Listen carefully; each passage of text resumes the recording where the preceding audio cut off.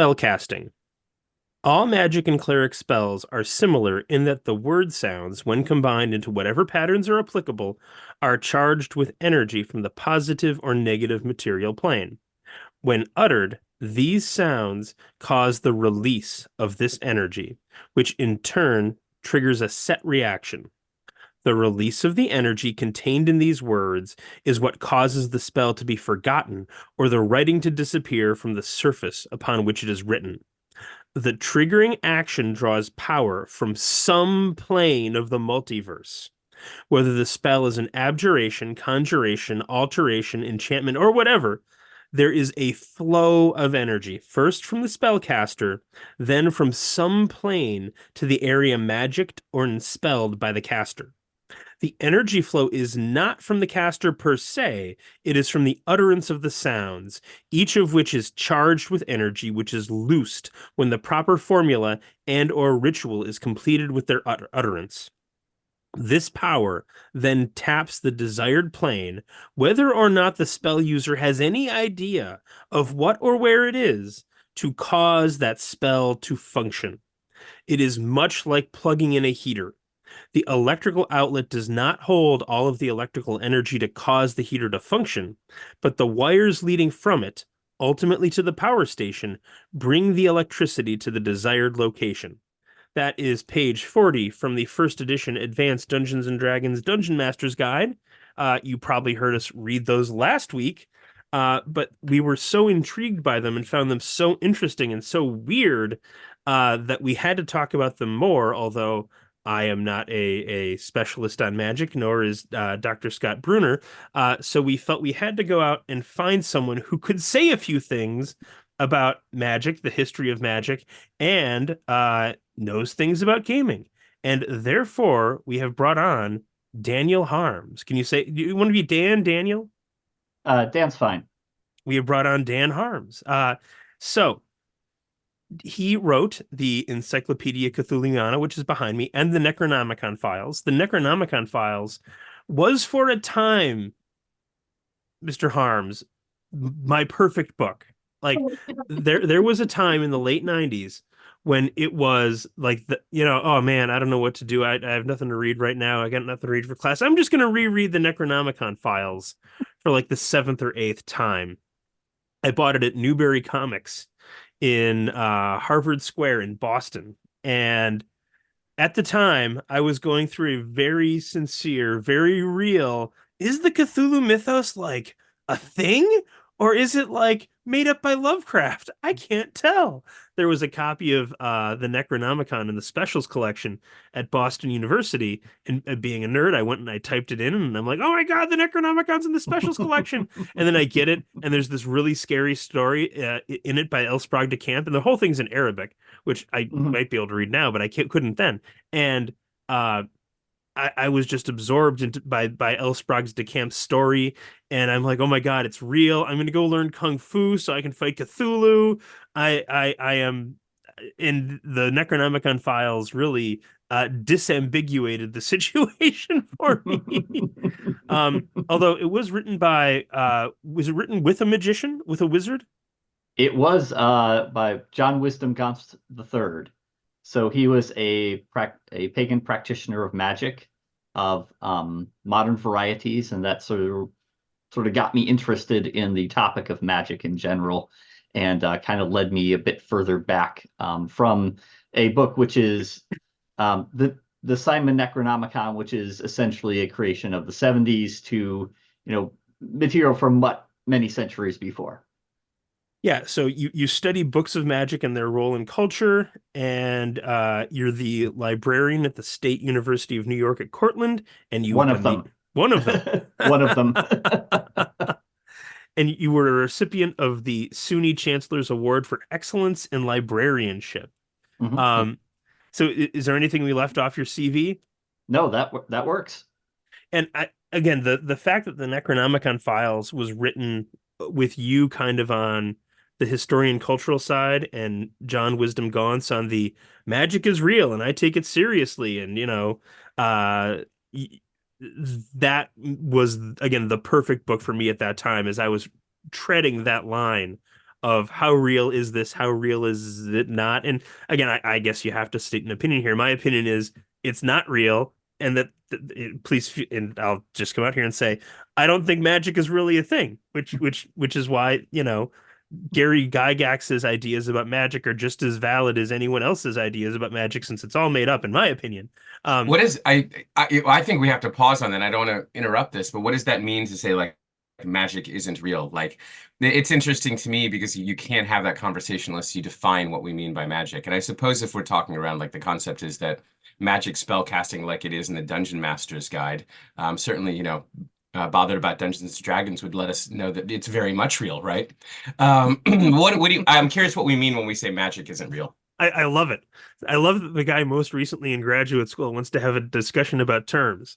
Um, so I'm sad. I'm so sorry about that. Like I literally, as I was asking that question, I could hear like my dissertation committee saying the same thing to me.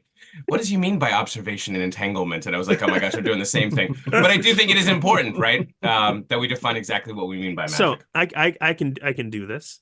I would say that if you believe that getting a spell book and casting a spell will curse your enemy or make someone fall in love with you, that it does not work in terms of having real effects on real people.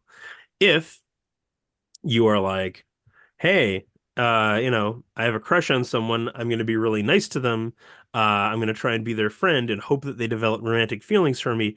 Oh, and maybe I also do a love spell on my own, and maybe that has some effect on the caster, which changes their behavior in a way. Like again, I'm not discounting psychological effects of like casting and magical spells and all this stuff.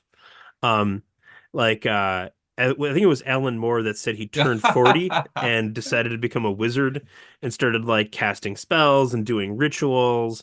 Again, I'm sure like magic as theater, magic as psychology, magic as part of the again, Dan, one of the things we've talked about a lot recently is the way that role-playing games create a space somewhat outside of the world, which allow us to re-examine it, and magic having a role in the creation of that space, I am all for. But at the fundamental basic level, like, I don't think there's a Lucifer that you can call on to curse someone or to sell your soul to. I don't think that sympathetic magic truly works. Like, if I have a voodoo doll of Scott Bruner here and I prick your belly, I Ow. don't think that, yeah, I don't think it's actually going to happen. Um, Tip. So, and in which means again to me, therefore, the ideas that Gary Gygax has about how magic works are as valid as the ideas of whoever wrote the Simon Necronomicon or I cannot think of a single another grimoire off the top of my head other than the Simon Necronomicon. Dan, what's another grimoire? Perhaps you could think about the Book of the Four Occult Philosophers, which is available from Llewellyn. Who wrote that? Um, uh, it's complicated because there's four of them, and we all know the names of Pops three. But I was the editor. Okay, Um, can you say that name? Say the name of that book again. the Book of the Four Occult Philosophers. You want to briefly now? So, I have to add a footnote from do we what you need to just ask said. Dan if he thinks magic is real? Is John Wisdom Gaunt's going to come to your house if you state an opinion? I can say that generally speaking, enough has happened to make, in terms of my, knowing people from the occult community and the things that I've kind of talked with them about over the years and the things, they've done. I think the answer is I've seen enough that really intrigues me and thinks there may be something there, but it's nothing I can prove. I couldn't sit there if I told you I could just sit here and tell you about it, and then you'd say, well, okay, that's just a bunch of coincidence. I mean, that may So yeah, I am yeah, not one to rain on parades though. Just no, because no, I no. have given the most boring, most skeptical answer, which, and again, if you were like, um, John Wisdom Gaunt's help me find my lost cat, I'm not going to be like that's garbage. I'm going to be like that's a great story. I'm not going to. But anyway, I guess now that we got in Mhm. our prior, it's okay, Scott. Do you think magic is real? Well, absolutely. But it all hinges on a definition, right? You made me laugh when you mentioned Alan Moore because as you brought up his name, I was Googling him because his definition of magic is where I land. What is it? Which What is it? I, so here's the quotation that I think probably appears in a lot of writing that I've done. I was looking for the short quotation, but here's the one. I believe that magic is art, and that art, whether it be writing, music, sculpture, or any other form, is literally magic. Art is like magic, the science of manipulating symbols, words, or images to achieve changes in consciousness. The very language about magic seems to be talking as much about writing or art as it is about supernatural events. A grimoire, for example, the book of spells is simply a fancy way of saying grammar. Indeed, to cast a spell is simply to manipulate words to change people's consciousness. And I believe that is why an artist or writer is the closest thing in the contemporary world that you are likely to see to a shaman. This, of course, dovetails with the type of work that I do, which is the concept that our realities are entirely subjective. And so, again, it can become, if we want to, a semantic conversation on what magic means. I think it's interesting we have a librarian in the room because my outlook would be that literally every one of those books or grimoires, no matter from, Moby Dick to the Advanced Dungeon Master's Guide to the Necronomicon, are all different ways of casting spells because all of them are asking us to view reality in a different way. And because I believe that we are literally and explicitly changing reality every time that we both observe and interpret it, I would say yes. Magic in that way is real. That being said, it's interesting because I consider myself a huge skeptic. The stuff that I was fascinated at the same time that you were probably fascinated by the Necronomicon of Boston, I was always fascinated by the folks that were interested in the cult, like Harry Houdini, and I always like how magicians kind of think about how the way, again, interpretation, translations to reality is so important to how we actually, inhabit and act within realities. So yeah, I don't know. It's kind of an interesting conversation. Of course, when we talk about the AD&D DM guide, we are talking about explicit magic. We're talking about this concept of ensorceling and making spells that change it. In some ways, I think that type of thought, the type that we can wave our hands with a magic wand and change the world, is actually farther from magic than what I think is true magic, which is taking the mind of someone. I wanted to say more around that concept of you being like, well, I can't make a love potion to get someone to fall in love with me, but you could certainly write poems to someone, or the way that you craft your words and present yourself to someone will make them fall in love with you. And isn't that magic as well? I mean, I'm not going to disagree with that fun concept. No, I'm not going to sit here and be some like Richard Dawkins, Christopher Hitchens, like, or Neil deGrasse Tyson being like, well, actually, the physics in that movie are all wrong. Like, I'm not going to be that guy. Although, again, it's good that we have a great diversity of opinion here at the Yeah. table. And I like that you invoked Patricia Pulling. Dan, are you familiar with Patricia Pulling? I've not read her work, but I'm Yeah, I mean, yeah. Who is Stalking Your Child for Satan, I believe was the name of her book. And of course, she believed that D&D was responsible for the suicide of her son and actually Mhm. invoked demonic entities. But we have wandered far afield from our beginning principles here, Mr. Harms. So I'm going to ask you this question because this was the one that brought us to you last week. And then we'll see where we go from there. And that um, is Gygax's idea that magic is fueled by some vast extra planar just sources of energy that you can just like reach out and tap into and like plug in a outlet or a plug into an outlet and you get energy. Is that unique in the history of magic systems? Well, first of all, I am going to read from the player's handbook because I love it. just to give us a little bit of context for the positive and negative material planes, because I think this is, within Gygax's original sort of works for a first edition, this is about all we've got. Dan, you might be the perfect guest. The positive material plane is a place of energy and light, the place which is the source of much that is vital and active, the power supply for good. The negative material plane is the place of antimatter and negative force, the source of power for undead, the energy area from which evil grows. So, it's a tough question. I'm sort of, if you want to ask if this exists in the area that I study, which I would say is about the area from 1300 to the mid 19th century, and what people practiced in there, in Western Europe in particular. I was initially going to say no, and then I started thinking about it.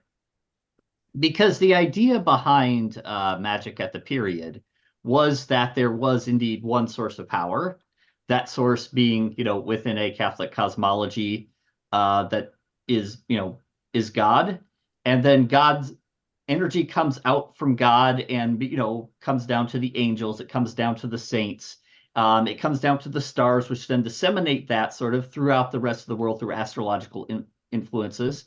It comes down into physical objects, and it comes down to people. So in a sense, yes, there is another plane, and there's energy that comes from it. But what makes the D&D cosmology unusual is that so you've got one set of planes, which are the outer planes, and that's where all the gods live for the most part. And then you've got this other set of planes on the inner planes, the positive and negative planes, and that's where you get the energy to actually cast the spell. So basically, if you're a wizard, you're tapping into, this source of energy, and which is either good or evil, oddly enough, but it's not clear which one sometimes. And you're then using that to cast a spell. And if you're a cleric, a low-level cleric casting low-level spells is doing the same thing, except if you're a higher-level cleric, then you need to go and get permission from your god to do the thing that you were able to do already at low levels, which is so weird. Hmm. But yeah, I think it's that the main difference is that AD&D is sort of dualistic in terms of the sources of power you can tap into, and second, that the power you're tapping into is not a conscious entity. It is more like a battery. Huh. So to ask a question about the real world magic you're talking about. So all power comes from God, and there's not a dualistic take on the sources of power for magic. Does that mean that within that context, even Satan's power was originally given to him by God? I think this is part of the biblical structure, which is that Satan has only as much power to affect the world as God allows. So it's not as if you have that's not a separate power source. And so a lot of what you see in ritual magic of the period is actually very much based on exorcism. This is actually another piece where it's interesting what they say here, that clerics and all magic and cleric spells are similar in that they're all tapping the same source of power, which actually would be also the case at the time. You would basically, there was no great division between, a wizard and cleric in a lot of cases. Huh. Basically, a person who could tap into the power of, additional powers from the Almighty due to being ordained those are the same people in many cases who are actually, picking up written works of magic and practicing those. Huh. There's a Wow. very strong connection between, say, the minor order of exorcism and the idea of conjuring spirits. Because really, what is an exorcist? An exorcist is somebody who takes an evil spirit and says, okay, get out of here. We don't want you around, and basically commands it. Whereas the conjurer, in a sense, is the person who basically gives an instruction to the evil spirit to do something other than leave. So it's still, sort of supposedly drawing from the same source of power. It's just, it's just where you tell at the end where you tell the spirit to go and what you'd want them to do. So I am fascinated. So um because again, I would think that if you grabbed someone off the street, they would say that, a priest or a pastor is somehow working in opposition to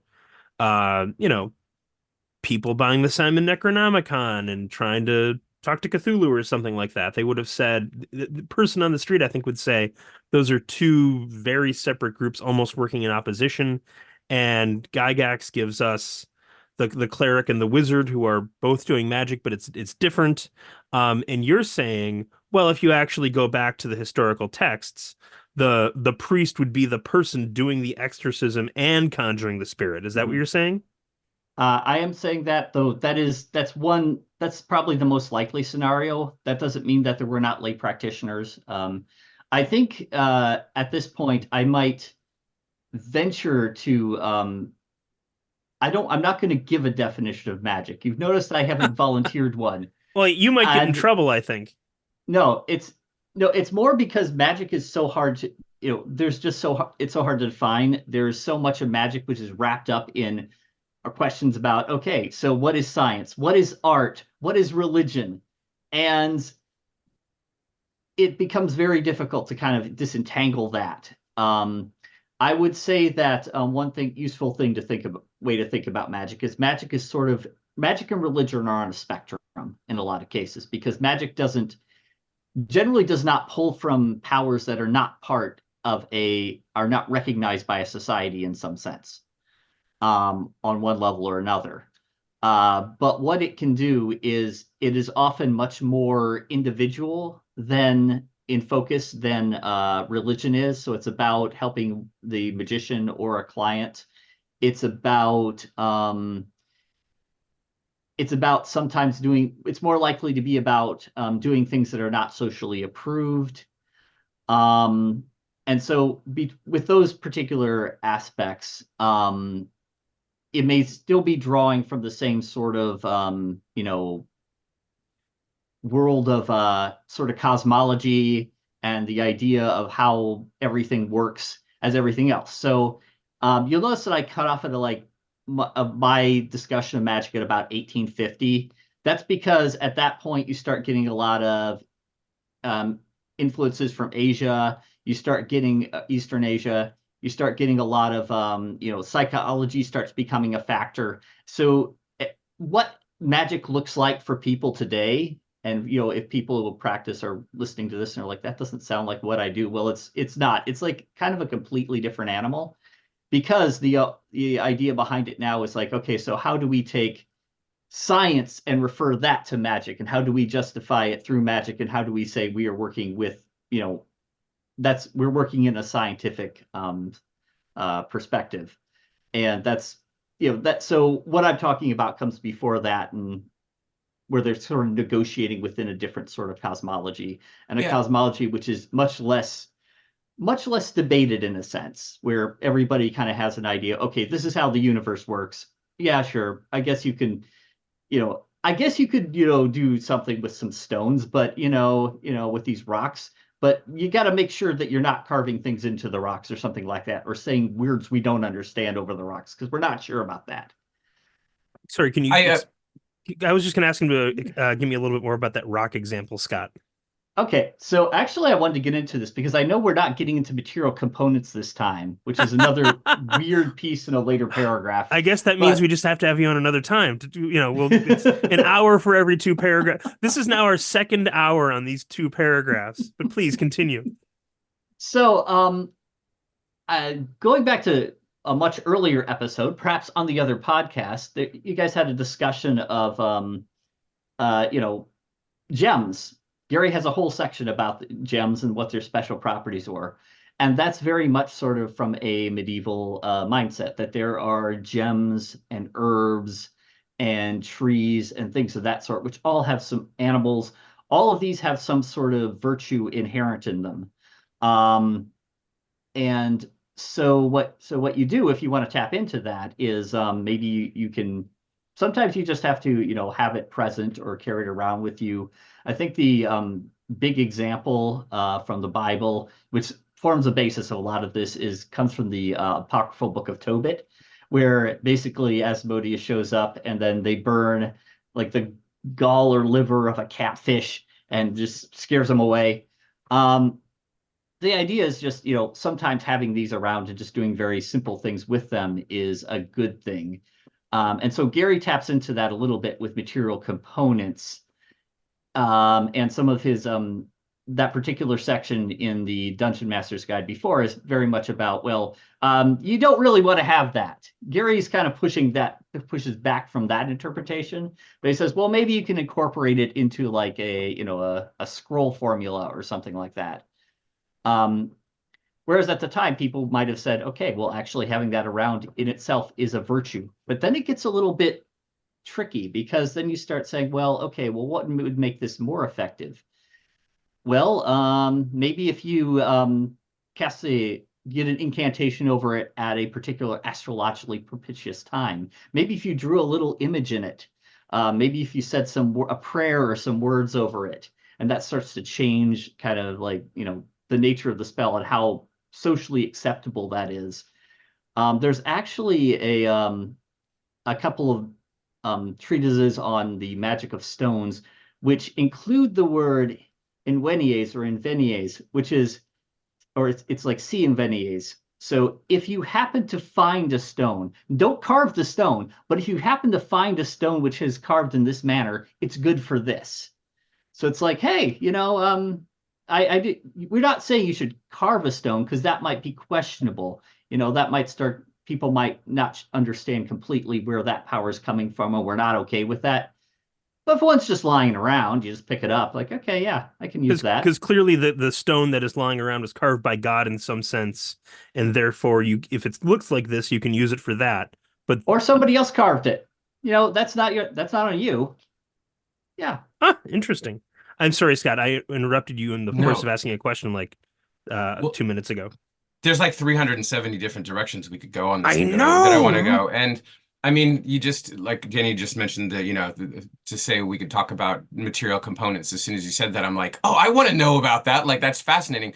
But I'm struck by, I'm literally stuck on like, what is the definition of magic, or where's the difference? No. Or like, and well, I'm not going to go back to that, but I'm thinking about the radical subjectivity of what magic means. And what I'm struck by right now is how the concept that we're talking about, this explicit magic casting, this idea that you can change the reality around you through whether it's stones or jewels or incantations, or the way that or when you do it, when you cast a spell under the full moon or not, is such a materialistic way of looking at the world, where and I don't want to go back to my original concept where I'm like, well, of course magic is real because it changes our subjective interpretation of the universe, where I feel like magic is the way that we're kind of talking about magic, or the way that it's presented and contextualized in the Advanced Dungeon Master's Guide, is a very materialist perspective. It's a concept that there is no subjective interpretation of the universe, and the only thing that really matters is how can we change the things around us in ways that we don't understand how to do that.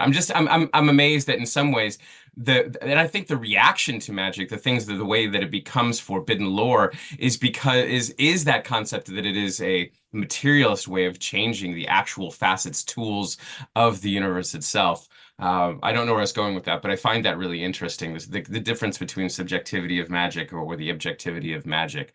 And I also wanted to, I know there's probably a lot of listeners who this quotation went when we were talking around, we talked a little bit about Pat Pulling, but which I find really interesting. And in the 1980s, when there was the satanic panic around Dungeons and Dragons, one of the largest criticisms of D&D was that you could pick up a Dungeon Master's Guide and it will now teach you how to cast spells. And it's interesting to me because one of the things that we've touched on, that Ben and I touch on a lot, is this concept that in many ways tabletop role-playing games felt like a revelatory medium, because it did ask people to kind of it asked 5 people to sit around a table with we just talked about stones, with these arcane little magical devices that had different sides on them and different numbers that people didn't understand, and how much of that kind of, you were talking a little bit around people's uncomfortability with. I was thinking about the classic Arthur C. Clarke quotation, which is what is the quotation? Any advanced technology is indistinguishable from magic, right? Yeah. And isn't that in some ways true of tabletop role-playing games, that the reason that people believed in this magic, or were, I should say, not believed, but there were some people that were absolutely horrified by this magic, is because, first of all, it was ensorceling, or as Gygax says, enspelling, young folks around a table to believe in these alternate worlds, and using these arcane tools, objects of reality, to actually bring in from other planes of existence something where these people were absolutely believing in. So in some ways, I'm now taking Pat Pulling's perspective and saying, yes, it is magic, and yes, we were bringing in alternative worlds to the people sitting around a table. But my, the other side, I'm like, but that's actually not bad, because they do that every time they read a Judy Blume book as well. Like, we're always bringing in alternate worlds. I don't know if I have a question. I suppose that was all footnotes to the things that were going on. So I will make a couple of points. first of all, there is definite reason why I don't want to get into the definition of magic Sure. because that has been debated so much. Offer you. I'll recommend a book offline to you. Oh, You know, if could you you're recommend interested in that sort. could you recommend it now because our listeners might want to know, or is that Oh, controversial? Yeah, I do think Benny made a good point that our readers would probably love these. Like, we have some really esoteric readers, and I think they would like any of these books that we could find, no matter how long it takes us to find. Yeah. I do. I think people will be like, "Oh, that's really oh, fascinating." here we go. Oh, good. Okay, Vern Christian Otto's Defining Magic: A Reader. Fern Christian Otto's Defining Magic, a Reader. All right. And is that is that in print to your knowledge? Let me just check really Oh, quickly. that was a terrible question to ask a librarian. Is it available on Amazon or Thrift Books, or are they going to direct you to a Yes, it specialist? is. It is available. You can get it on Kindle, in fact. Okay, great. Yeah. Great. Yeah, so I don't know. This is so. I'm just reminded of a conversation. Sorry to footnote. I'm just reminded of like, we can't talk about tabletop role playing games, I think, without talking about magic and religion and the concept of like what belief does. And I think this is interesting because I do think this is one of the reasons why people were so worried about Dungeons and Dragons, worried about tabletop role playing games in the 1980s, is because it really does rest. I mean, when you get people around to believe in alternate worlds and to really get invested in them, it looks suspiciously like religions and magic, right? And people get really nervous when those things get combined, when we deal with people's belief systems or the way they're looking at the world. Ben, I think an episode, a few things you talked around this concept of like, it gives us agency, it allows us to have agency on what the world means or how we change it. And people don't necessarily want other people to have agency. They want them to, we're constantly wanting to control people's belief systems or so that we can all, that consensually collaborated reality. We don't want people to stray too far from it. And in many ways, these kind of explicit magic systems are radically divergent in some ways. Well, I would say that go ahead, I would actually Dan, say that the interesting thing I walked away with from this passage was once again reflecting how very lazy the people who were involved in the Satanic Panic were. Yeah, I mean, sure. look at this. You've got dualistic realms of, impersonal power that people just draw, Yeah. Are able to use to draw from to use to change the world. And that's just so, I don't even know what the like sort of analogy for that is. I mean, there is a sort of this idea that magic is a power like, that is somewhat impersonal in a sense. I think that is part of it. Like you should just be able to use magic to accomplish something. And usually when magic did not work at the time, the idea was like, okay, so my connection's imperfect, and therefore I need to perfect that connection because really on some level, a lot of this should just be able to, it should just go off without a hitch. and the connection Yeah. you're talking about there is a connection to some being or deity with power. Yes. So you should be able to, and I mean, because, in this particular Roman Catholic view, God is all powerful. So if you say, if you tap into his power properly, things should just get done. And maybe, well, of course, sometimes he's going to have some thoughts about that, but that's what the other spirits are for. You get God to compel the other spirits to act, and you say, okay, guys, look, here's what we're actually going to do. So the whole idea behind it, Dungeons and Dragons is just I'm just like they could have run with that. These crusaders, they could have run with that, and it would just have weirded people out. But they were just kind of grabbing bits from here and there. They probably just jumped over this paragraph because it just made no sense to them. Well, let me throw one thing out really quickly. So if you talk to really early D&D players and people quoted Gygax as highlighting this. It was D&D is a game where you can do anything. You have this radical freedom. And engaging in that radical freedom allows you to imagine the world in other ways, which can be dangerous. And a thing that I thought was really interesting when you were talking about a possible definition of magic, Dan, you threw out not socially approved. And I just wrote that down and circled it. And I'm like, okay.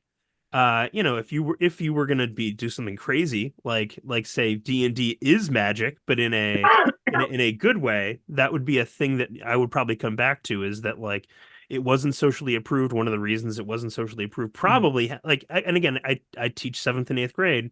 On occasion, a concern that has come up is, but the kids can do anything in the game. They can do, yeah, You that, know, and again, I actually use alignment to take care of that with seventh and eighth graders. I'm like, you all have to be good aligned. Takes care of that problem. But again, when they're playing it on their own, they could do anything. And again, it leads to some social disapprobation, which I just thought was interesting. I play with a couple of from time to time with a couple of players who I think are currently like 14 and 10, and yes, they will try all sorts of stuff. I'm like, Could you tell me briefly about the not socially approved element of magic? Because again, we all think of Salem and we think of witch trials and the idea of mhm. like a Catholic priest casting a spell. That would how did that work So let's socially? see. How did it Okay, work socially, I so should say? so let's first of all, I want to make sure that I'm separating like witchcraft from magic, because I see these as we have a Venn diagram here. So that's the thing with the two circles with the overlap for people who are not immediately familiar with the concept. Between witchcraft and magic, with witchcraft being a social phenomenon at the time. Not we're not talking about modern witchcraft. We're Yeah, talking about how people thought about witchcraft in the past. It's a social phenomenon where people in a community are believed to use harm others via supernatural means. And then you have magic, which is what people practice, sort of in terms of like trying to harness supernatural power for their ends. And there's a little diagram in the middle, like this little part of the Venn diagram, where it's the people who are practicing that sort of, that sort of technique are also the people who people think are doing some sort of, are actually trying to harm people. So and whether they are or not. So I just want to kind of set that up there. okay, that's amazing. Thank you. And in the process of setting that up, okay, we're talking about social approval. I thought I'd lost it. We're gonna get Nope, back. we're doing great. Okay, um, so I think within the medieval Christian system, there are things that you want to be able to.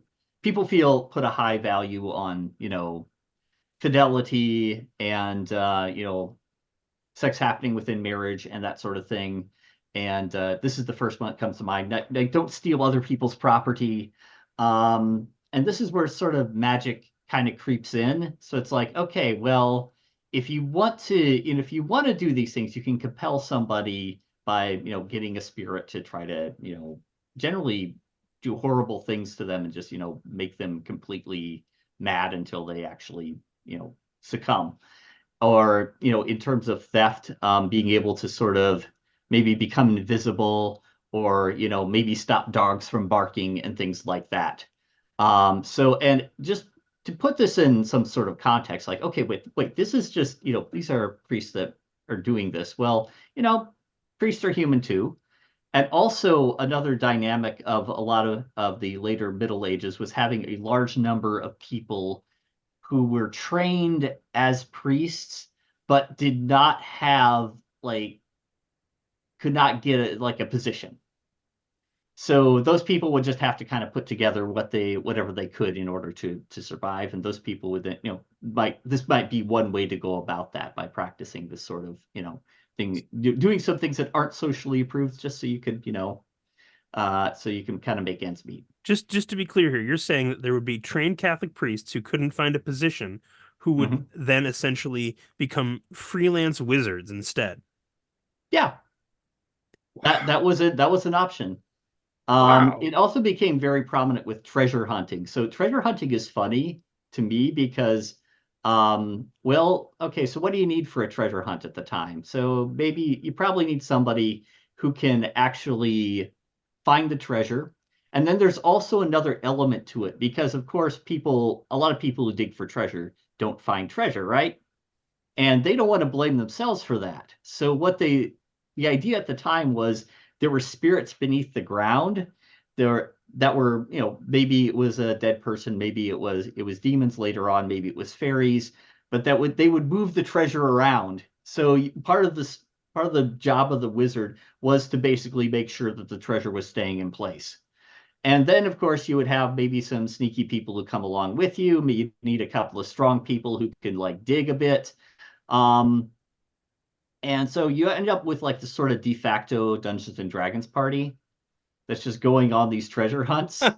And we know about this because in a lot of cases they fail, and then this whole thing ends up in court, and everybody has to explain what they were doing. Sounded like a protection racket for like treasure. Like it'd be a shame if something was to happen to that treasure that you buried. You're gonna want to pay us to cast spells to not let anything happen. You know, it's like the Sopranos of wizards. So there were, yeah. Go ahead, sorry, Dan. No, there was just a great deal of this going on. It was, and I don't want to emphasize the priests too much because I said they were lay practitioners. There were women practicing this sort of magic in some, in some particular contexts. Yeah, there's kind of this whole sort of underground where people are sort of passing text back and forth, magical text, and passing techniques back and forth, and then if people needed help with a particular problem, they would probably know who to go to talk to, even though they knew they probably shouldn't. But people are people. They want to get, they have desires, they have needs, they want to get things done. This was another way to get things done. So I had, again, my first encounter with D&D was really the second edition Player's Handbook, and given that it took some pains to try and simulate a medieval society and culture. In my young mind, I think I always assumed, okay, so this magic system is based on something that's real world, right? Like, and again, you don't think about it when you're 12, but it seems to be that if the D&D magic system is based on anything, it really is based on Jack Vance and fantasy novels more than anything in the real world. Is that correct? I would have to say so. I mean, it's once again, it's just like Gary he's picking and choosing bits. I think that Gary had to pick something that, and so it's not like I sit there when I'm reading Dungeons and Dragons and I'm like, well, this is not proper magic, or that's not my attitude, because he had to pick something that was going to be one that you could actually do in combat, because otherwise that's, it's kind of just embarrassing. You can't, go back to, your room for like 3 days and do all the purifications. That's not going to work. Also, he had to put some sort of limitation on it, because the sort of magic I study, the limitation is usually, the amount of preparation you might have to do, though some spells are very, very simple. Those are not, maybe if you want to stop bleeding or something like that, that's just the, you say a phrase and, and that's supposed to accomplish what, the goal. So, in that particular sense, I don't think, he wanted to make sure that people could only cast so many spells within a given amount of time. He wanted to make sure there was a cap on it. So within that parameter, I think he then had to come up with something. He grabbed Jack Vance, and then he wrote whatever this is that we've been reading, and said, whatever okay, this is. Whatever this is. I was just reading this like, okay, this is clearly a lot of post hoc justification for everything that he did before. I'm not telling him that, I would say that's wrong. It's just clearly something. He was like, okay, so this works, sure, positive and negative material plane, because that would not be. It's so odd that the power does not come from the deities. So they from just your tell point, you where to get it. Yeah, it's coming from more of a neutral plane rather than some kind of like divine and conscious force somewhere else. Yes. That's interesting. I think that's fascinating. I think it's all fascinating to think about, and like, to have this conversation around this concept of taking ideas. Well, I guess that's my question. You'd mentioned, like, obviously you make a great point, which is the Gygax is trying to, this isn't really a verb, but I'm going to make it one, ludologize, actual practices of magic. But my question is, if I put you on the spot and said, make a percentage, how much of this is based on actual, medieval classic magic, and how much is based on stuff that he pulls from books? I guess I don't want to say necessarily percentage, although that would be fun.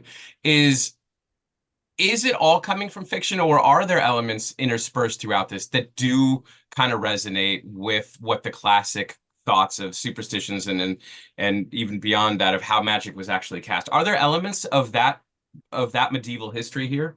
So, okay, let me see if I can unpack this. Sure. So, in terms of the purposes of the spells, um, I'd have to say there's a good number of them that are sort of do map to that, but of course, also part of that comes from the fact that we are looking at a system that where religion and magic have the same sort of overarching, rationale Yeah, or sure. cosmology behind them. So a lot of the cleric spells are just, sort of elements from the Bible, which, Gary has kind of made secular and has put into the system. And those would probably be the same sort of things that, magicians at the time would be interested in pursuing in a lot of cases. Um, the importance of the word of verbal statements, I think, is very much present because we once again are dealing with a culture which is kind of internalized John 1, where God is the word and the word is God. And by Mm, using words in particular senses, you can accomplish things. You can, you can you can sit, a priest can say the mass, and it doesn't really matter whether the priest is a great person or not. By saying the words and, by virtue of their position, it makes something change in the world. yeah. Um, so that element's in there. Material components. I think Yes. Yes.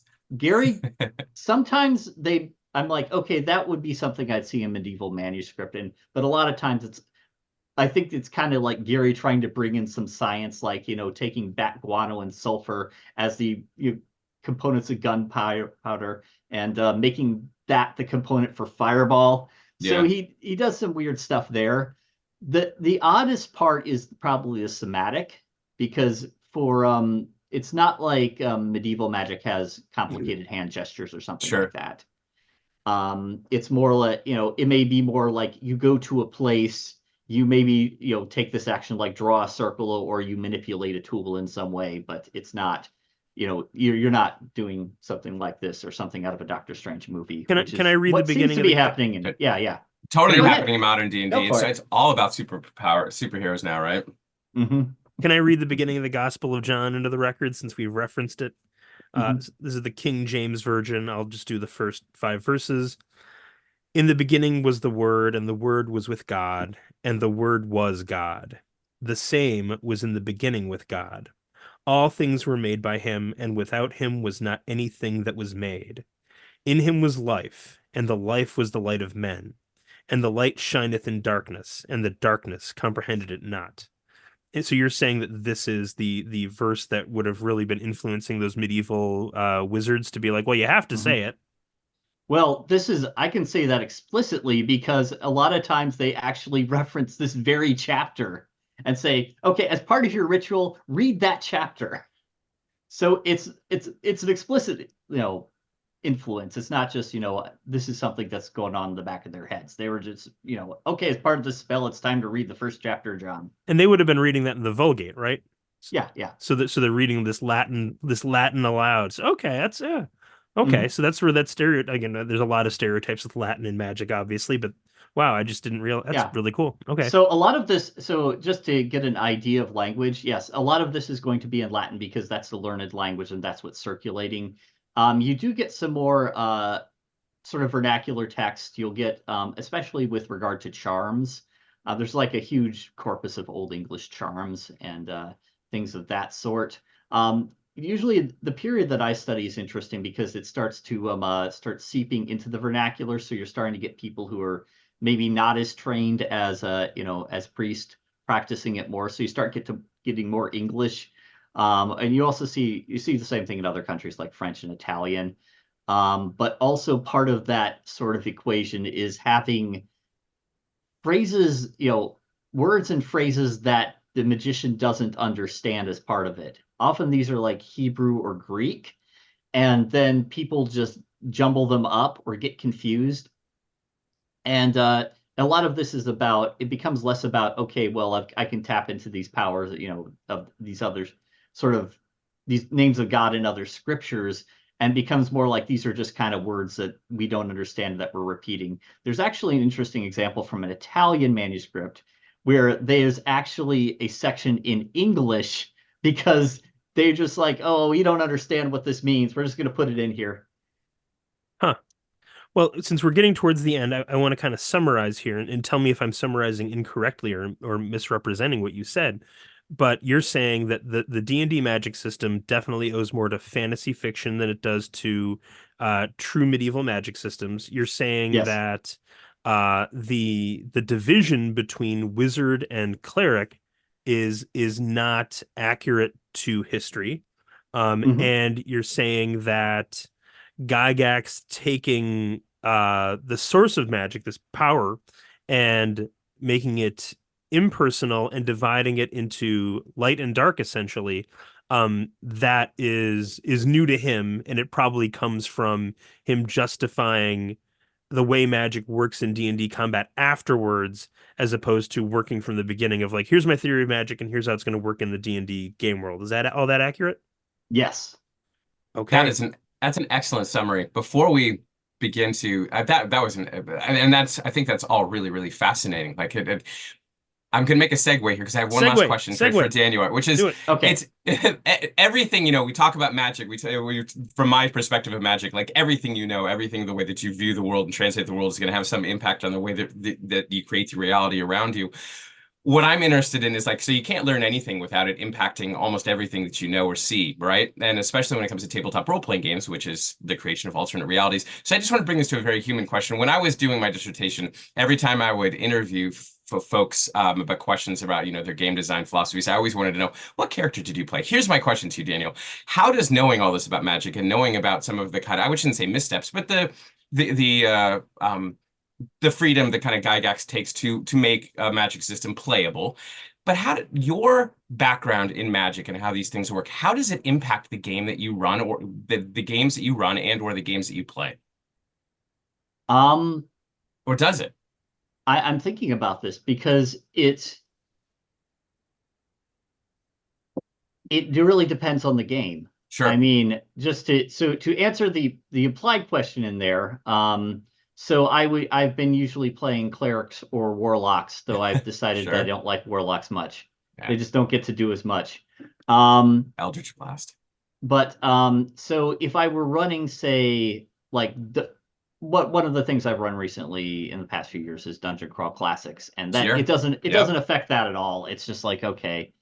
But I'm also running a game of Pendragon, and so that's where it starts to seep in. I'm like, okay, well, there's actually magic being practiced at the time, and maybe it's not something you do in Pendragon because you're all knights. Everybody in Pendragon's a knight. But uh, I can actually start working in some elements like, okay, well, this is what was going on at the time. So, and this may be a useful a useful spell to use against this monster, but you have to get in touch with somebody, and then you have to have like some sort of personal relationship with that person. And then, that kind of makes for some interesting storytelling. I don't really, I think that really, I've stretched my mind to try to figure out ways to make the sort of thing I'm reading gameable because that's my impulse. Yeah. And Yep. But maybe sometimes it would work, but the other times I'm just like, it's a very different mindset. It comes from a very different place, and it has a very sort of different philosophy behind it. mhm, that's brilliant. So I'm gonna ask you for three book recommendations. Um, hopefully this is easily brought to mind. I'm looking for a book our listeners could find on pre-1850 magic, a book you would recommend on post-1850 magic, and a book of yours that you would recommend for a gaming audience. And if the pre-1850 book on magic is also one of yours, well, that's fine. Give us two recommendations then from you. Let's see here. Actually, what I'm going to recommend to people is The Cambridge History of Magic and Witchcraft in the West from Antiquity to the Present by David Wow. J. Collins. Wow. This is in print. It actually came out in paperback, I think, about a year ago. So it's about $40, but it's got articles on all sorts of different, magic at different times and in different places, and in Western Europe, and I think also in the Fertile Crescent. So it would probably be a good, place to start if you're just wondering about, what is magic being practiced in such and such an area. Wow. If I had a recommendation of a book for your readers, I would recommend, and it's a gaming book, I have to recommend Cthulhu from 60 Stone Press. This is a re-release for 7th edition, in which you can run Call of Cthulhu with cats as the investigators. So there we go. That's amazing. So Dan, this has been amazing. I always feel like we are at our best when we're having conversations about gaming that you're just not going to hear anywhere else. And this was definitely one of those. Scott, I think we'd like to have him on again sometime, right? Absolutely. Yeah, yeah. Next time that's something, maybe material components. Next week, if we're reading about material components, maybe we'll have to do this again. Maybe I need to read ahead and see, because it sounds like you have things to say about material components. I've tried to say most of it, but Okay. I didn't know if we were going to get that far, but Hey, that's fine. yeah, take a look. Yeah, but even if not that, we'd love to have you on again some other time.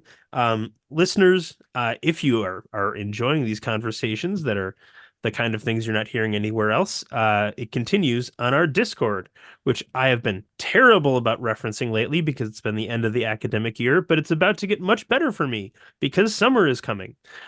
So if you become a Patreon subscriber for the low price of $3 a month, you get access to our Discord, and we would love to talk to you there. I, of course, have a book, Slaying the Dragon, The Secret History of Dungeons and Dragons. If you haven't gotten it yet, go out and pick up a copy. I would really appreciate it. Tell your friends. Scott, and you want to talk about your diss again? No, that was that grimoire of it does cast a spell of sleepiness.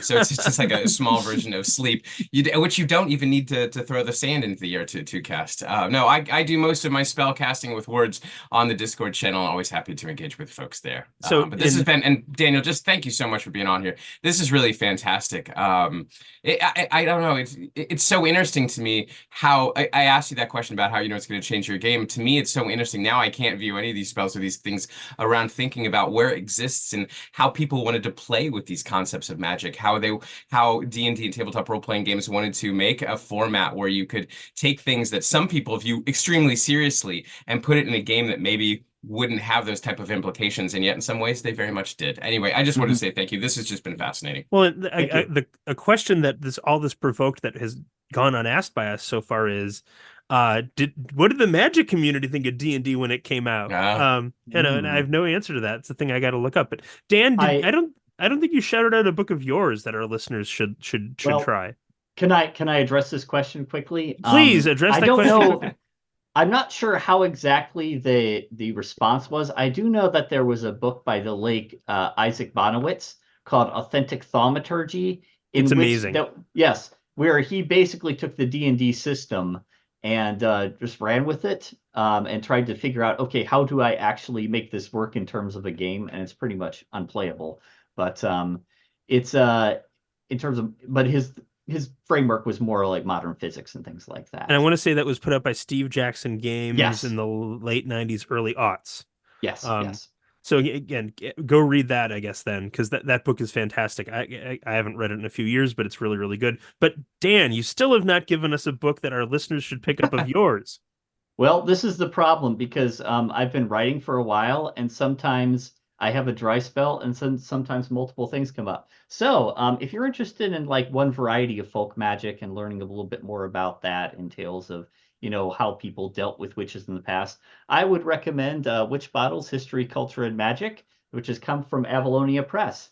If you want to read a 19th century manual of magic by a British author, then The Complete System of Magic, this is an older edition, but the newer edition will be coming out from Troy Books very soon.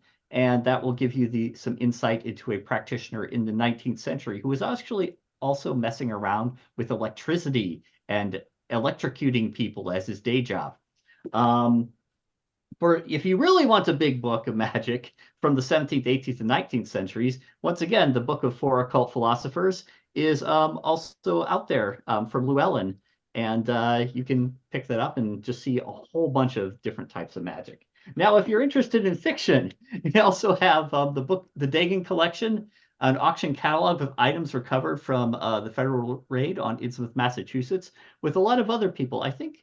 Yeah, I want to say Jim Lauder did something in that He's series in when here. he was. Yes. Yeah, he's in this book too. So you can get my chapter and his chapter and a bunch of other people chapters of very talented authors. Part of that. And just to be clear, that book it's fiction, but it looks like a auction catalog, right? Mm-hmm. So yeah, it's right up of books and all sorts of artifacts with illustrations of the artifacts and descriptions of, what happened to the people who encountered the artifacts. And hey, you could even use that in a game.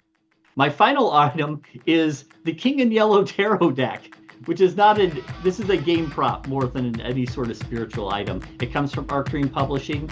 We took the ideas of the 19th century horror writer Robert W. Chambers, and we turned them into a tarot deck. And this has been like 25 years in the making, so it's really exciting. And then, of course, Cthulhu. All praise Cthulhu.